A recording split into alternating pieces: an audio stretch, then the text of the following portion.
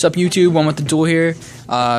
Finally getting back into my channel, and I'm gonna start things off with deck profile for Madolche's. This is my girlfriend's deck, and it is so ridiculous. And I'm gonna be picking it up soon because we both worked on building the build of this, so we're both gonna just have the same deck build anyway. So this is sort of my deck, I guess, but it's her copy of it. So anyway, getting down to it. 3 Angeli. No need to really explain that. 3 Madolche, get your Angeli. 3 Hoot Cake, make your combos from the Angeli. 3 Mewfiel, you open Mewfiel and Angeli, you typically win, from what I've seen. 3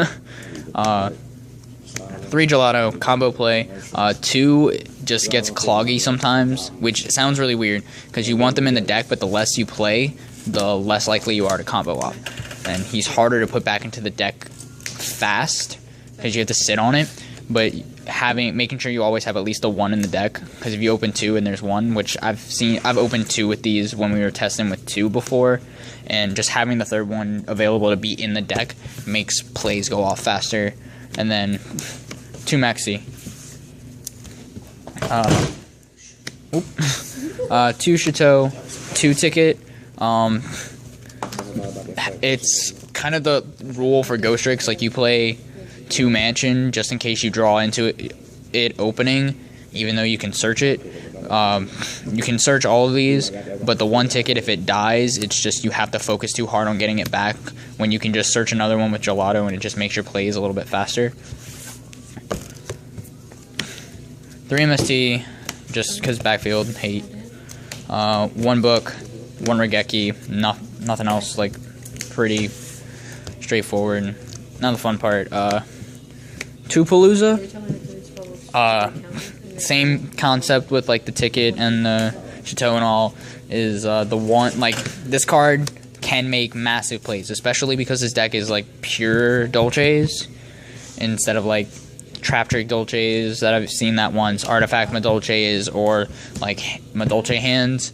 This just is so strong when you're playing the pure build, and it makes it easier because you're drawing into, like, Chateau Ticket, don't have Palooza, just search Palooza, make your combo go off, or have Palooza in hand already, search everything else, set the Palooza, and just be, like, it's a good wall card, because you just spam out a field and they just run into it, or they let it sit, and then if the ticket's active, this just triggers that. It's so strong in this pure version of the deck. 2 Breakthrough Skill, 2 Phoenix Wing. You don't need to play 3 in here, because 3 out of the 15 cards in your extra deck are just this card on crack anyway, so not super important, but it is good to be able to have that answer ready. 1 Compulsory, just a monster response that doesn't require any kind of a cost. You play the Phoenix Wings in here mostly for, like, fuel for the graveyard if you can't find yourself making it. 2 Deep Prison and 1 Mirror Force, just some attack response. And yeah, Mirror Force does cause, like, Burning Abyss and shit alls to trigger, but typically that 1 trigger isn't going to cause you to lose the game with this deck, because whatever they bring out, you're just going to send back where it came from. So it's not super relevant. Like, you could play 3 Deep Prison, but you play the Mirror Force for, like, this picks off the things that are annoying, like the Stardust, and then this will let you Wrath Shout stuff. So it's just a lot more versatile for the responses. 1 Bottomless, and 1 Torrential, and 1 Warning. So just summon response stuff. Compulsory is still in the summon response category, but these are more specific to it. This is just to stop, like, when they activate the fusion for Shaddolls. You don't want that. It kind of sucks for Dante, but you more do this to stop the rank ups in the Burning Abyss matchup, so that the Pleiades doesn't come out, but even then you're not super worried about Pleiades. Pleiades kind of makes you plus. Like, this is just for the stuff that if they're going to push for game, like, it's going to start them with a combo that's going to push you for game, you shut it down. Same with Torrential, same with Bottomless. Like, everything, this deck can survive past stuff like that on its own without all the stall or response stuff, but the responsive stuff just means you have to put in less work for the combo. So 1 Trap Stun. Typically, if they don't have a wiretap, or like a Dark Bribe or something, and you flip this and you got your board set up, or you have the combo ready, like you have Mufiel Angeli, you're gonna win that turn typically. Alright, going to the extra deck. 2 Tiramisu, obvious reasons, Tiramisu, send back 2. Up to 2, you just literally just use her to trigger ticket and build board, so it's hilarious. 1 Arc, just gotta play it, it's too good of a response. 2 Levier, cycle back the Who Cakes and the Angelis or whatever gets banished that you need to make combos keep going. 1 Alucard, more backfield hate, just kind of generic, gotta not like the face downs. 1 Cowboy, 1 Palpable Operative, 1 Maestro, those other sets of the old generic 4s, just in case you need the Palpable Operative, Cowboy for game, Maestro for survival. Like, they don't really see a lot of play coming out of here, but there are going to be those rare instances where they will help. You get the rogue matchups that just, like, you can screw over with these, and odds of you seeing those rogue matchups, especially when you go to, like, regionals and stuff, are low, but locally, these are just a lot stronger. 1 Acid Golem, 1 Zen Mains, 1 MX Saber, some of the rank 3 stuff that's in here. Mostly like crash into BLS, crash into the big stuff that, in case you can't make the Tiramisu, which odds of that happening are slim and none. But this is mostly for when you're going into the skill drain matchups and you just start running stuff over. Zen Main's survivability, popping stuff, and this is just for extra combos. Recently, MX Saber has become kind of obsolete in here. And Jelly kind of took his spot over really hard because Who Cake's easier to make out. But just with the MX Saber available is still really strong. 1 Dweller. I know this card does hurt this deck, but it's just a matter of like playing it.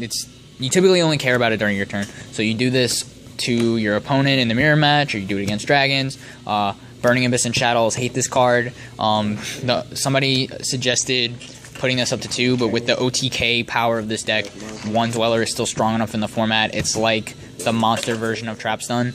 It will achieve the same objective. If you can successfully get it off 1 time, you're probably gonna win in that turn. Unless you had to really force the Dweller, then you're already in a bad spot if you're forcing Xyz monsters to hit the board.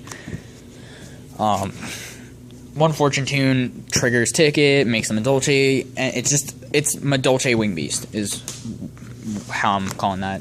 Just really good survivability. And Castel, your 3rd Tiramisu without playing Tiramisu. This is just so you can pick off individual cards. And the fact of the matter is it's also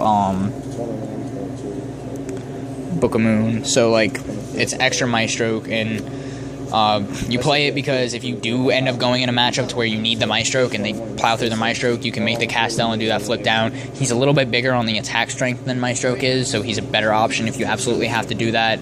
So he's a little bit more versatile with the deck. Just having that generic thing is really, really strong. Plus the 2 Tiramisus can cycle themselves, so it's not really irrelevant. Side deck, 2 Valor. Other people, I forget what everybody else was saying. Some people were saying, like, if you're going to side more effect response, like, breakthrough, instead of, like, the breakthrough skills or whatever, why not side, like, another breakthrough skill in a Fiendish Chain, or just double Fiendish Chain, or something like that. And the fact of the matter is, Valor is a monster in the graveyard that you pitch from your hand, and you just plus so much harder out of that than you would with Fiendish Chains or anything else. Now, granted, Fiendish Chain can be stronger because it's constant, but for the deck, this is more meeting an objective.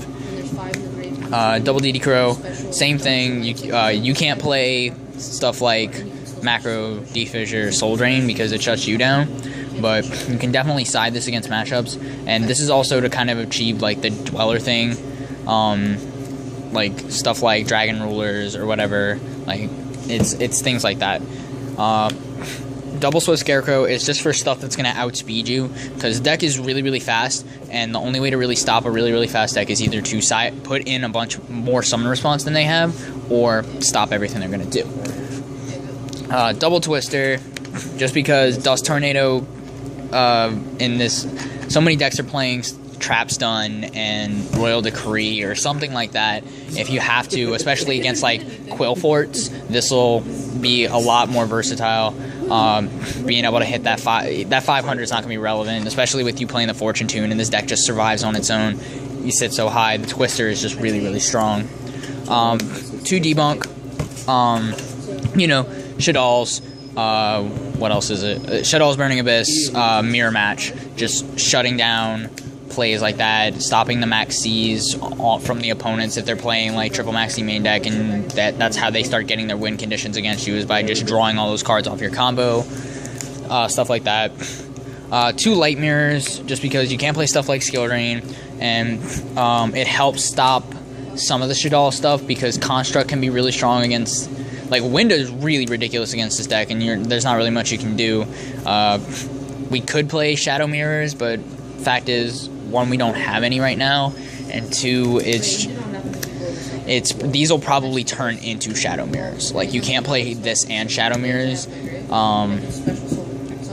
This is mostly because Shadals are really bad against this deck, because you're constantly sending their stuff back into the deck. Once you combo off and you're just going to go Tiramisu, I'm going to send all your stuff back. They're not going to plus. This is mostly to stop the random Lightsworn variant matchups, because Judgment Dragon is really strong. Like Black Rose Dragon and Judgment Dragon, these Exciton Knight, all, I mean, you can't really do anything about Black Rose, but there's the Valor breakthrough skill stuff, which is all sorts of stuff, but this is more of a wrath spread thing that stops those board nukes, because if everything dies at one time, you're not going to get your pluses off Ticket, Chateau, all that stuff. Random side tech, don't know how much of this is going to stay, but with the Grave focus format, this card is just too good right now. Mermail's kind of indulged us on this card to make it justified to play, but with the Grave build that all the decks in the format are doing, this card is really strong right now. Ghost of a Grudge just stops those OTK plays really, really hard in their tracks. And for the trap-heavy decks that you get matched up with, it's a second trap stun. Like, pretty easy decision to make on what a 15th card would be if we had to put something in. But yeah, that's the Madolche deck. Comment, rate, subscribe. I'd love to hear y'all's opinions. But, I mean, this deck has done really well. I've seen it go undefeated in tournament 3 times in a row. So, like, it's intense right now. But yeah, like I said, comment, rate, subscribe, and thanks for watching.